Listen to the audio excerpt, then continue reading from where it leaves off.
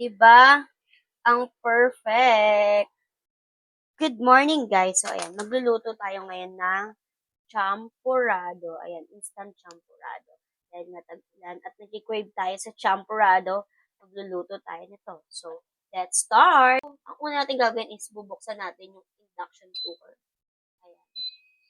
Ayan pala ang induction cooker ko by Kazumi. Kung gusto nyo ng ganyang induction cooker, i-check nyo sa aking yellow basket. Next is water. 5 cups of water. Ayan. Sabi kasi 5 cups of water. Pero parang feeling ko ang dami. Para sa 5 cups of water.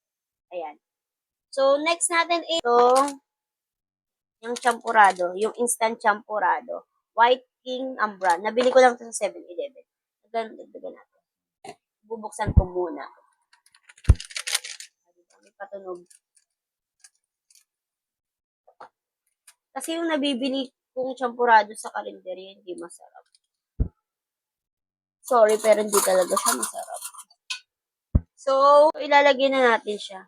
Ayan. Ilalagay na natin, then hahaluin. Tapos, sabi kasi, maglagay daw tayo ng sugar. Hindi naman ako malakas sa sugar. So, sakto lang siguro.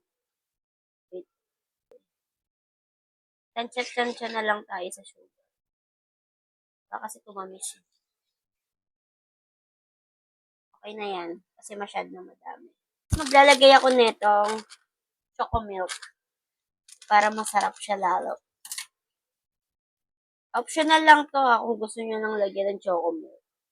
Ako kasi gusto ko ng may chocolate. Tapos sabi, halu-haluin lang daw ng 8 to 10 minutes. So, nahalo-halo na natin siya. Halu-haluin muna natin tapos balikan ko kayo. So, ayan na nga. Check na natin ang ating nilulutong champurrado. Ayan na siya, guys. Diba? Ang sarap.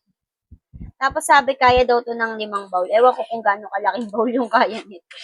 5 tao, ayan. 5 tao ang pwede kumain. Diba? Ang perfect. Ay, no?